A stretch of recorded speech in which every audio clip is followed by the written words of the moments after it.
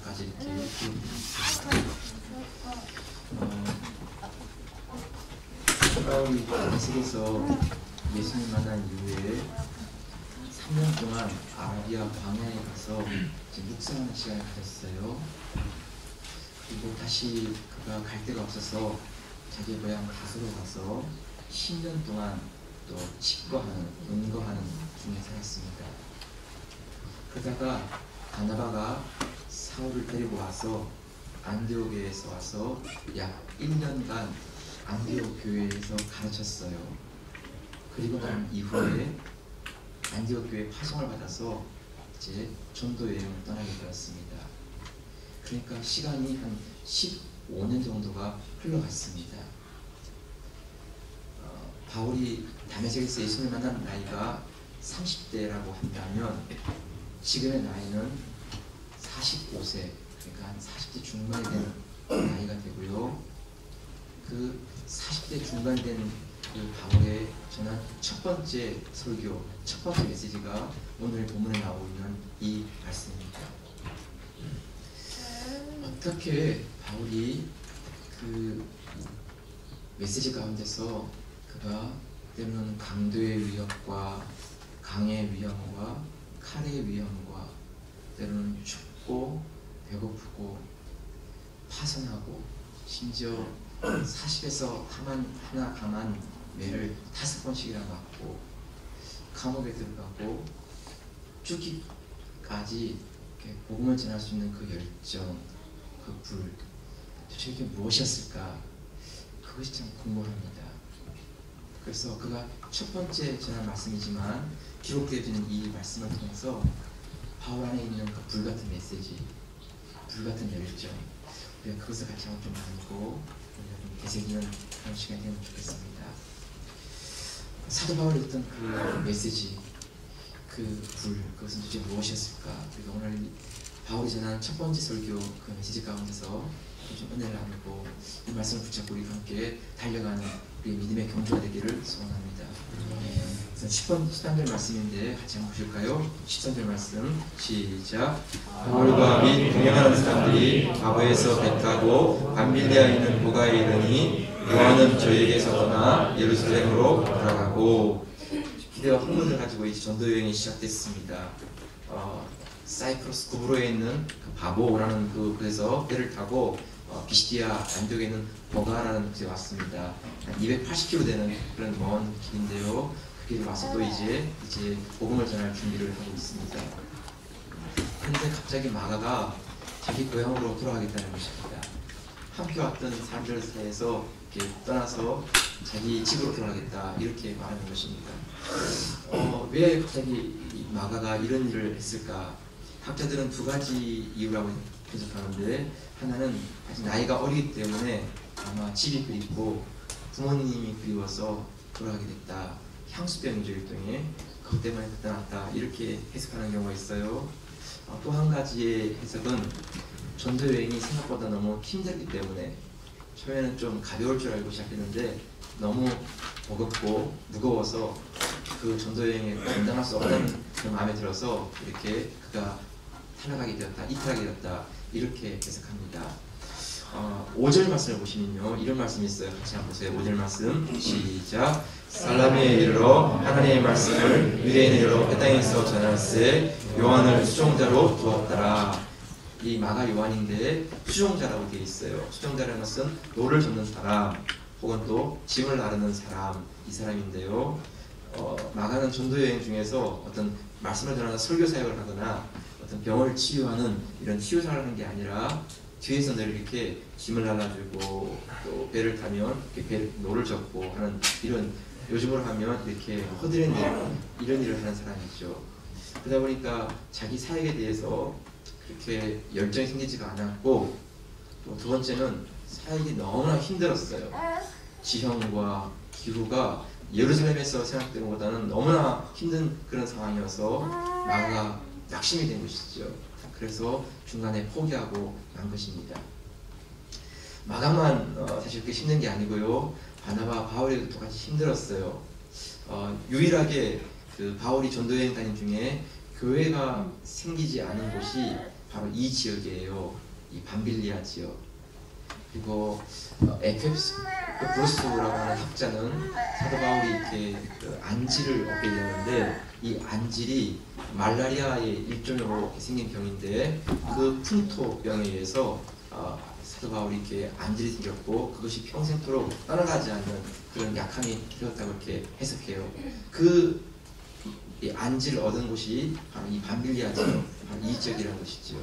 지형이 아주 가파르고 험하고, 그리고 앞에 타우루스 산맥이 가로막고 있어가지고 그 산맥을, 그 산을 건너가기가 너무나 지치고 힘든 그런 상황 가운데 마가가 이렇게 주저앉고 난 것입니다. 여러분, 사실 이 일 때문에 바울이 굉장히 마음이 상했던 것 같습니다. 그래서 나중에 2차 전도 여행을 떠날 때 다시 이 마가가 가느냐 마느냐 하는 문제 때문에 바울과 바나바가 서로 마음이 갈라지게 돼요. 그래서 바나바는 그 마가를 데리고 떠나게 되고, 바울은 실라를 데리고 떠나게 되어서 두 사람이 길이 갈라지게 되는 이런 상황이 벌어졌어요. 그만큼 마가의 이 이탈은, 마가의 이 탈락은 함께한 사람들의 마음 가운데 참 실망감을 안겨준 그런 상황이었습니다. 자, 여러분, 이런 마가가 나중에 보면요, 참 놀랍게 변화되어져요. 네. 그래서 참 귀하게 세워지는데요. 디모데후서 4장 11절에 보게 되면 같이 한번 볼까요? 디모데후서 4장 11절 말씀 시작. 누가만 나와 함께 있느니라. 내가 올 때 마가를 데리고 오라. 저가 나의 일에 유익하니라. 그러니까 사도 바울이 맨 마지막 쓴 말씀이 디모데후서라고 이렇게 알려지고 있잖아요. 사도 바울이 그 마지막 편지를 쓰는 그 자리에 보게 되니까 마가를 데리고 오라라고 부탁하고, 저가 나의 일에 유익하다 이렇게 얘기하고 있어요. 초기에는 마가가 참 그렇게 많은 실망감을 주었고 안타까움을 주었는데, 바울의 사역에 말년해 보니까 내게 너무나 유익한 사람이다 이렇게 이야기하고 있어요. 바뀐 것이죠, 그렇죠? 사도 바울에게만 그런 게 아니고 베드로전서 5장 10절을 한번 볼까요? 베드로전서 5장 10절 시작. 함께 택하심을 받은 바벨론에 있는 교회가 너희에게 문안하고 내 아들 마가도 그리하느니라. 여기 보면 또 마가가 나오는데, 이 마가가 내 아들 마가 이렇게 베드로 사도가 얘기하고 있어요. 그러니까 베드로 사도의 입장에서는 그 마가가 영적인 아들, 그런 아들이 되었다는 것이에요. 바울에게는 유익한 사람, 사도 베드로에게는 영적인 내 아들, 이렇게 이름을 이렇게 들을 정도로 새로운 사람으로, 신실한 사람으로 바뀌어지고 있어요. 네, 여러분, 우리가 어떤 하나님의 일을 하기 위해서 혹은 전도 여행이든 선교 여행이든 혹은 또 다른 어떤 일이든 간에 일을 하다 보면 때로는 사람으로부터 낙심되는 경우도 있고요. 때로는 사역 때문에 너무 지쳐서 우리가 그만두고 싶을 때가 있어요. 그런데 하나님께서 부르시고 세우신 것이라면 우리가 때로는 사람이 이렇게 이탈하기도 하고 때로는 사역이 안 되기도 한다 할지라도 우리가 그것 때문에 같이 주저앉지 않고 함께 믿음을 가지고 나아갈 수 있는 그런 여행이 될 수 있기를, 그런 사역 될 수 있기를 주님 이름으로 축복합니다.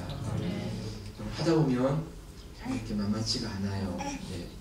사람과의 관계도 만만치가 않고 또 앞에 있는 그 사역에 대한 그 양이 만만치가 않아서 미리 겁먹을 때가 있잖아요. 그런데 우리가 그런 것들을 다 가지고 하나님께 기도하며 나아갈 때 하나님께서 마가를 귀하게 변화시키듯이 어느 순간 하나님께서 사람을 변화시켜서 귀한 사람을 되게 하시고 아름다운 사람으로 만들어주시는 그런 놀라운 일을 보게 돼요. 또 앞에 정말 감당할 수 없는 일이 있지만 하나님께서 그 일을 감당할 수 있는 그런 능력을 주시고 그런 길을 열어주시는 이런 놀라운 모습을 보게 돼요. 중요한 것은 이런 상황이 언제 끝날지 모르고 또 언제 어떻게 될지 모른다 할지라도 여러분, 우리가 중요한 것은 하나님 부르신 사역 가운데 믿음의 발걸음을 한 걸음씩 한 걸음씩 옮겨가야 한다는 것입니다. 때로는 속도가 느리고 일이 생각대로 진행이 안 된다 할지라도 하나님께서 부르시고 맡기신 것이라면 하나님 그분께서 그 일을 분명히 감당케 하실 것입니다. 14절 말씀을 한번 보세요. 여러분, 14절 말씀인데요.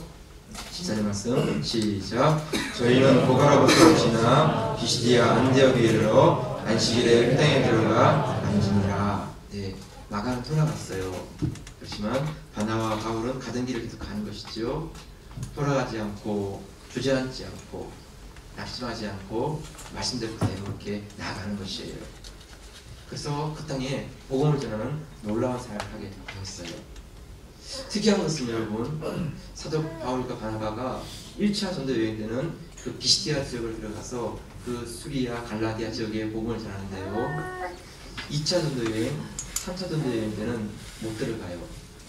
2차 전도 여행 때는 다시 가려고 했더니 성령께서 그 길을 막으시고 그들의 발걸음을 아시아와 유럽으로 이렇게 방향을 텄어요. 만약 마가일 때문에 1차 전도 여행 때 그 지역을 들어가지 않았다면 그곳에는 복음을 전할 수가 없었을 것이에요. 마가가 탈락하고 마가가 포기하고 들어갔지만 바울과 바나바가 물러서지 않고 그 땅에 들어가서 복음을 전하게 됨으로 말미암아 그곳에 복음이 들어가게 되었고요. 그 지역에 보낸 편지가 갈라디아서예요. 갈라디아서. 그 갈라디아서 말씀을 통해서 다시 그들의 믿음을 일으켜 세우는 이런 귀한 사역이 이루어지게 되었어요. 네, 여러분, 말씀을 마무리하면 때로는 사람의 문제로, 환경의 문제로 어려움을 당할 경우에 하나님의 부르신 일이라면 우리가 중간에 주저앉지 않고 믿음을 따라 계속 진행할 수 있기를 주의 이름으로 축복합니다. 전도여행을 시작하신 분이 성령님이시고 전도여행을 이끌어가신 분이 성령님이시라면 그분께 맡기고 우리가 사람과 환경 때문에 낙심하지 않고 믿음의 발걸음을 옮겨가기를 축복합니다. 하나님 바라보고 주님 바라보고 나갈 때 하나님께서 뜻하신 일을 이루게 하시고 계획하신 일들을 이루게 하실 것입니다. 이 놀라운 은혜가 함께 하시기를 축복합니다. 자, 두 번째 메시지를 보기 원하는데요. 17절 22절 길잖아요. 그래서 같이 한번 볼게요. 중요하니까 같이 한번 보시겠어요? 시작. 이스라엘 백성의 하나님이 무지당들을 택하시고 애굽 땅에서 나그네된 그 백성을 높여 큰 권능으로 인도하여 내사 광야에서 약 40년간 저희 소행을 참으시고 가나안 땅 7 족속을 멸하사 그 땅을 기업으로 주시고 약 450년간 그 후에 선지자 사무엘에게까지 사사를 주셨더니 그 후에 저희가 왕을 구하거늘 하나님이 베냐민 지파 사람 기스의 아들 사울을 40년간 주셨다가 폐하시고 다윗을 왕으로 세우시고 증거하였되 내가 이새의 아들 다윗을 만나니 내 마음에 합한 사람이라 내 뜻을 다 이루게 하리라 하시더니 긴 말씀이잖아요. 그런데 이 긴 말씀의 주어가 뭐냐 하면 하나님이에요. 하나님. 17절에 보면 이스라엘 백성의 하나님이 이것이 주어예요. 그리고 이제 그 다음에 나오는 말들의 동사가 이어지고 있죠. 17절에 보게 되면 조상들을 택하시고 또 나그네된 그 백성을 높여주시고 큰 권능으로 인도하여 내시고 18절에 보니까 저희 소행을 참으시고 19절에 보면 7 족속을 멸하시고 그 땅을 기업으로 주시고 20절에 보니까 사사들을 주시고 21절에 보니까 사울을 40년간 주시고 20절에는 그를 폐하시고 다윗을 왕으로 세우시고 그리고 그를 통하여서 내 뜻을 이루게 하겠다 하시는 말씀이 오늘 20절까지의 내용이에요.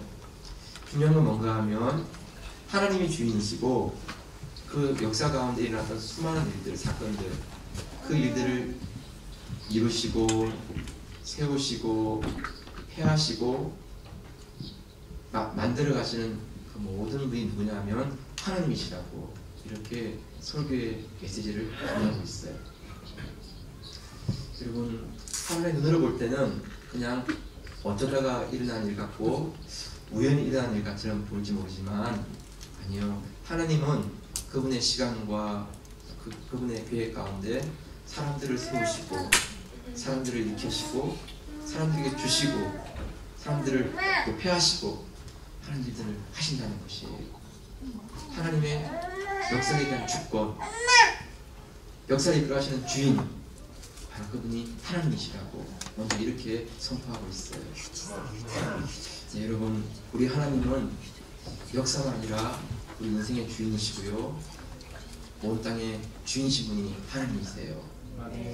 그 하나님이 계시기 때문에 우리가 어떤 절망적인 상황에서도 절망할 수 없는 이유가 될 수 있고요, 우리가 어떤 실패 속에서도 실패하지 않을 수, 실패 가운데 머물 수 없는 그런 이유가 될 수 있어요. 왜냐하면 하나님 그분께서 말씀하시고 하나님 그분께서 역사하시면 그 실패 가운데, 그 낙심 가운데 다시 일으킬 수 있는 그 능력 있는 분임을 믿기 때문이에요. 여러분, 이게 뭐가 그렇게 대단합니까, 목사님? 그게 뭐 놀라운 일입니까? 머리로야 다 알 수 있는 거지. 그런데 여러분, 이게 사람의 인생에 영향을 주어요. 네. 이런 믿음과 이런 믿음이 없는 거하고 큰 차이가 있어요. 여러분, 인도라는 나라 아시죠? 화면에 보시다시피 인도는 인구가 10억이에요. 자원이 풍성하고 인력이 남아도는 나라예요. 그런데 가난과 질병 가운데 있는 나라이기도 해요. 2억 5천만 명의 인구가 거리에서 태어나서 거리에서 죽어요. 여러분들 별로 안 놀라시네요. 2억 5천만 명이면 대한민국의 인구의 5배예요. 5배의 인구가 거리에서 태어나서 거리에서 죽어요. 집이 없어요. 1억 6천만 명은 불가촉 천민, untouchable people이라고 해서 일반 사람들이 접촉할 수가 없어요. 음식을 주도 던져줘야 돼요. 여러분, 어떻게 이런 나라가 있을 수가 있을까요? 핵무기를 가진 나라예요. 세계 인구의 2번째를 가진 나라고요, 수학과 과학이 아주 발달한 나라예요. 삼성이란 기업이 인도에 있는 그 사람들을 이렇게 대부분 다 쓴다는 거 아시죠?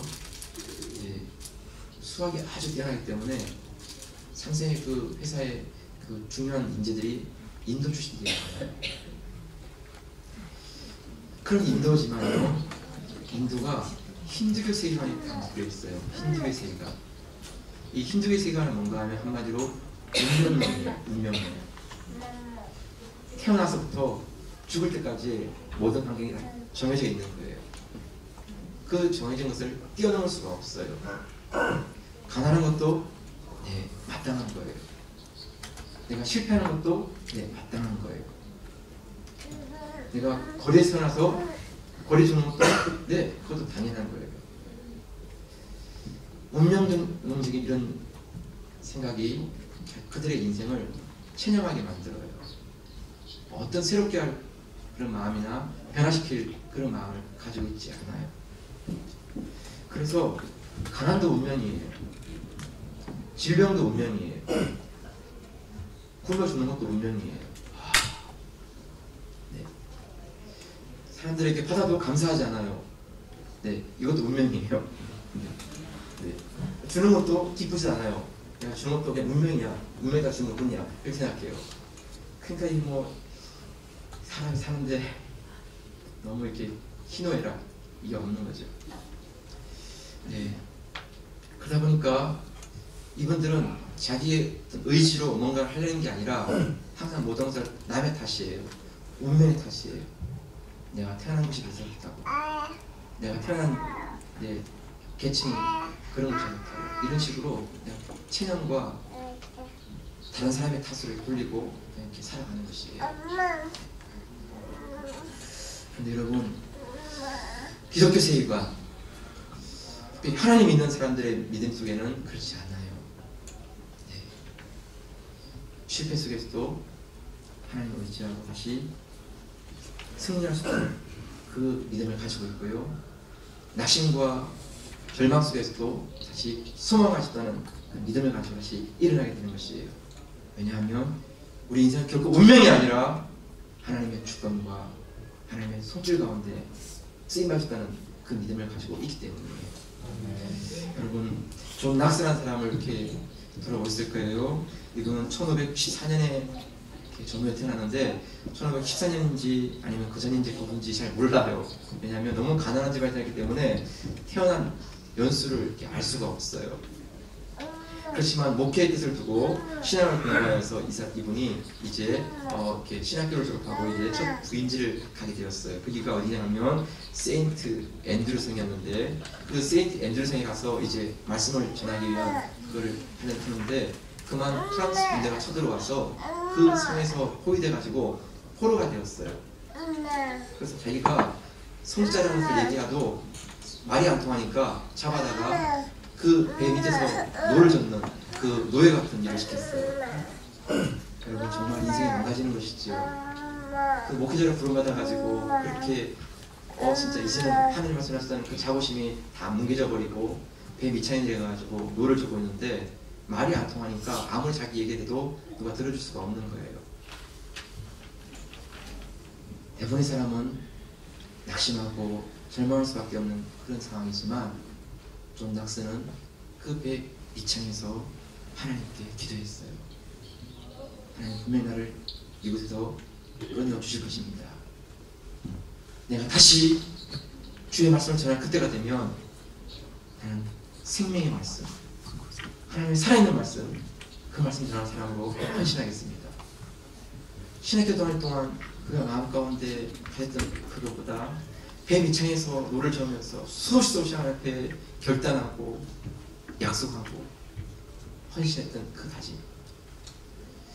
놀라운 사실은 존 낙스가 그 배에서 노를 든다는 그 이야기가 입소문을 전해져서 스코틀랜드에서 사람을 보내가지고 프랑스에 그 존 낙스를 끄집어 데려왔어요. 그는 군인이 아니었고 그는 성자였다고. 그래서 데려가서 그 스코틀랜드에서 다시 그가 말씀을 전할 수 있게 되었어요. 근데 바로 그때가 언제냐면 잉글랜드에서는 메리라고 하는 여왕, 피의 여왕이라는 여왕이 부왕이 되었어요. 근데 그 메리 여왕은 캐들 신자였어요. 그래서 캐들 외에는 다른 종교를 인정하지 않아요. 그래서 캐들을 믿지 않는 사람들은 다 잡아서 감옥에 넣거나 매질하거나 죽이거나 그런 일들이 계속 일어나게 되었어요. 그때 그 메리라는 여왕과 맞서서 믿음으로 싸웠던 그 사람, 바로 그 사람이 존 낙스예요. 신앙은 결코 어느 한 것을 하나를 강요할 수 있는 것이 아니라 선택할 수 있는 자유가 있고, 그 선택한 믿음에 대해서 헌신할 수 있는 것, 그것이 진정한 믿음이라고. 카톨릭이 나쁘다는 얘기가 아니라 카톨릭을 인정하지만 프로테스탄트를 인정할 수 있는 그런 마음을 가져달라고. 그러면서 칼 앞에서도 두려워하지 않고 메시지를 증거했어요. 나중에 메리 왕이 이렇게 말했어요. 존 낙스 한 사람이 영국 군대보다 강하다, 이렇게 말했어요. 그만큼 존 낙스의 그 설교가 많은 사람들에게 감동을 주었고 죽음을 두려워하지 않는 그런 사람이 되게 했어요. 1572년 11월 24일 존 낙스가 58세를 일기로 사망했어요. 그런데 그의 무덤 앞에 쓰여있는 비명에는 이렇게 기록되었어요.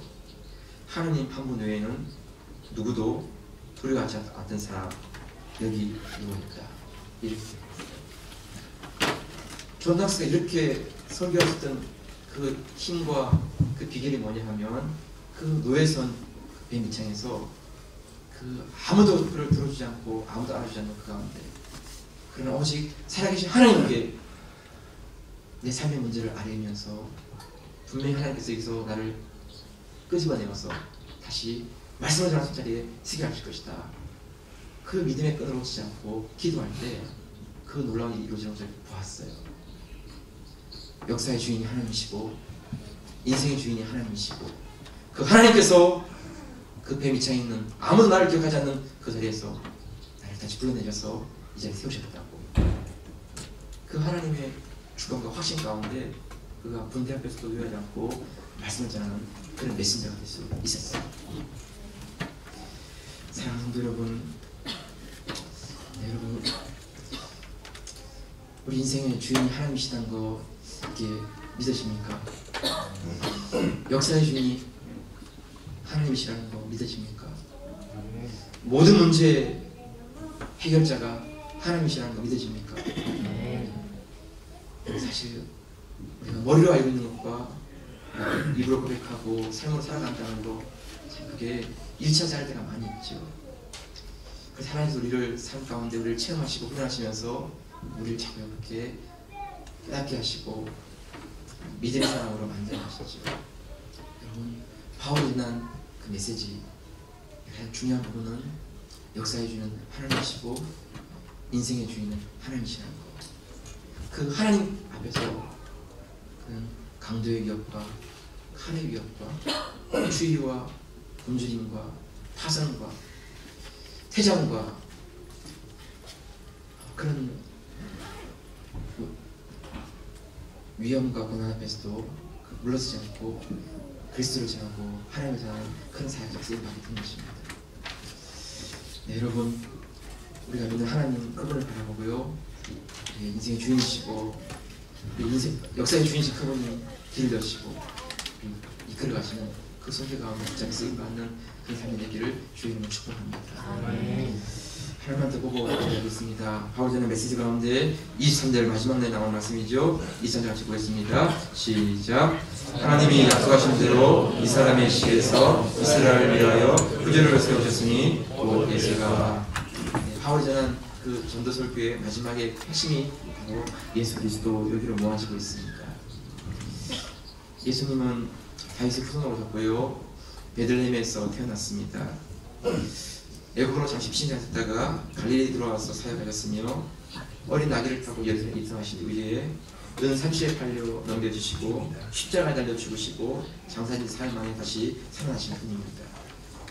너무나 평범해 보이고 너무나 일상적인 그런 분이지만 그러나 이분이 구약에서 일어나신 모든 약속을 성취하신 분이시고 하나님의 아들이시고 우리를 구원한 메시아 그분이라고 그 포커스를 예수님께 맞추고 있습니다.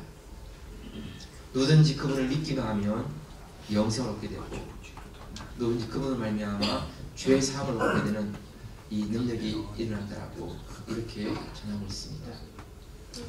여러분, 우리가 왜 다른 종교를 믿으면 안 될까요? 우리가 천국에 들어가지 못하기 때문에, 우리가 질병에서 고침받지 못하기 때문에, 우리가 축복을 받지 못하기 때문에 아닙니다. 다른 종교를 믿어도 천국에 대해서 얘기합니다.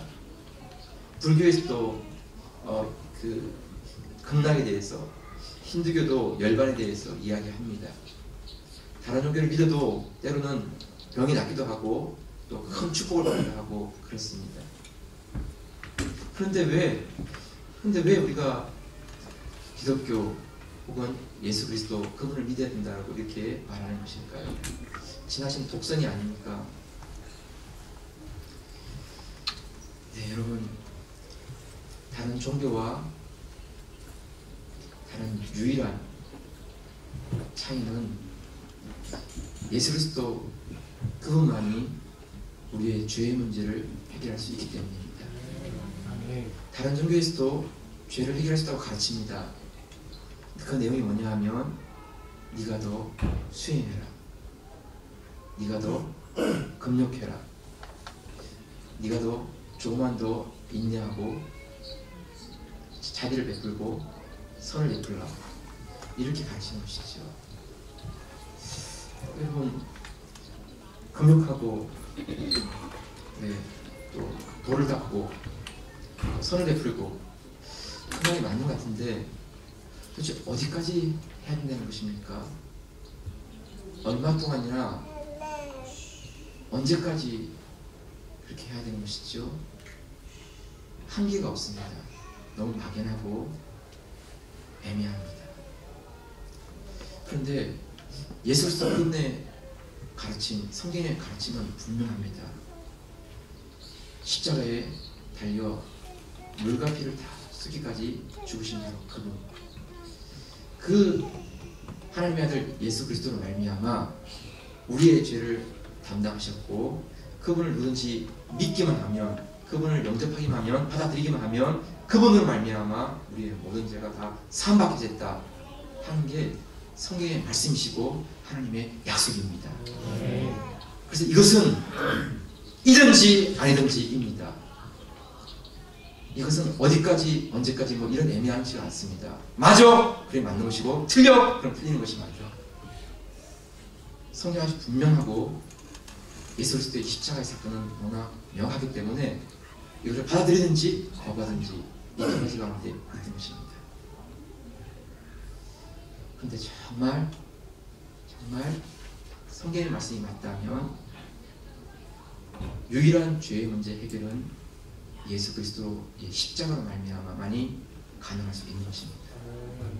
그래서 우리가 예수님을 믿어야 되고 그분을 말미암아 죄의 문제가 해결되어지고 천국을 들어갈 수 있는, 하나님 나라에 들어갈 수 있는 의인으로서 우리가 인정받게 되는 것입니다.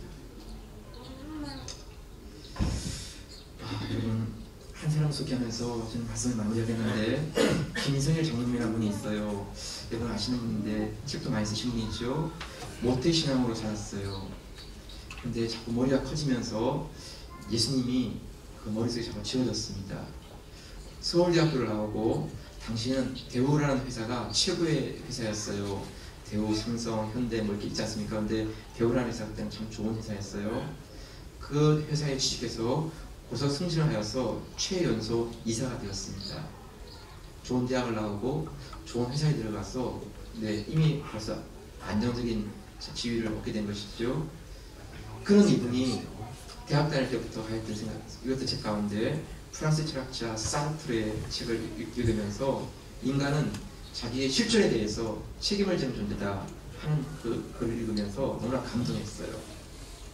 그래서 사르트르의 그 글을 읽는 가운데, 그의 마음 가운데 기독교는 너무나 무책임한 종교라고 생각했어요. 왜냐하면 아니 자신이 지은 죄를 자기가 책임져야지 왜 남에게 뒤집어 씌우는 거야? 아니 왜 예수님께 매달려야 되는 거야? 내가 죄를 지었으면 내가 그 죄를 해결하고 내가 그 죄를 처리하면 되는 것이지 왜 예수님을 믿어가지고 그 사람한테 죄를 뒤집어 씌워가지고 내 죄가 사함받았다 이렇게 말하는 거야. 기독교는 정말 말도 안 되는 종교야. 그러면서 확 걷어치웠습니다. 그리고는 이제부터 나는 내 인생을 내가 책임진다 이렇게 선언했습니다. 그렇게 하고는 잘 나가는 시간을 보냈습니다. 그렇게 시간이 흘러가는 중에 어느 날 그분의 아내가 위암에 걸렸습니다. 아내의 위암이 이렇게 발병되고 아내를 돌보는 가운데 좋은 병원, 좋은 의사 만나게 해서 아내를 이렇게 치료해 주었습니다. 그런데 아내는 그 위암에서 쉽게 낫지를 못하고 밤마다 깊은 신음소리를 내면서 끙끙 앓았습니다. 더 좋은 약, 더 좋은 의사가 있으면 이렇게 도와주시지만 그것부터 아내의 그 위암의 고통을 해결해 줄 수가 없었습니다. 그래서 마지막까지라도 내가 할 수 있는 힘을 다해서 아내를 도와주겠다 그런 마음을 가지고 아내를 도우려고 하지만 아내의 위암은 그 이상 퍼져지지 않았습니다. 밤마다 깊은 신음소리를 내면서 누워있는 그 아내를 옆에 두면서 참다 나중에 이 사람 이분도 마음 가운데 이제 자기 한계를 느끼게 되었습니다. 모든 인간은 스스로의 행동에 삶에 책임을 져야 한다. 그 부분에 대해서 책임을 질 수 없는 자기의 모습을 보았습니다. 동료도 할 수 없고 야구도 할 수 없고 의사도 할 수가 없는 가운데 단지 신음하고 아파있는 그 아내를 바라보는 자기의 모습이 전부였습니다. 너무나 고통하는 그 아내를 보면서 어느 날은 이불을 이렇게 뒤집어 쓰고 울면서 이렇게 기도하기 시작했습니다. 니체도 사르트르도 아무 소용이 없습니다. 주님, 해줄 수 있으면 이 상황을 좀 도와주옵소서. 사랑 안에 그 신앙들은 너무나 고통스러우니까 그 자신도 견딜 수가 없었던 것입니다. 그렇게 한참을 울고 있는데 누군가 옆에서 자기를 바라보는 느낌이 들었습니다. 그래서 누군가하고 이렇게 고개를 돌렸더니 예수님이 그곳에 서 계셨습니다. 그분께서 이렇게 말씀하셨습니다. 일어나 걸어가라. 지금 밤에는 어디로 오라는 얘기야? 어디로 가라는 얘기야? 근데 이게 무슨 말인가 싶었는데 그 순간 그분의 마음 가운데 딱 이런 생각이 들어왔습니다. 일어나 교회 가서 엎드려야 되시구나. 그래서 이분이 그 새벽에 일어나서 새벽기도를 하기 시작했습니다. 그것이 그분의 평생에 새벽기도 시작된 처음이었습니다.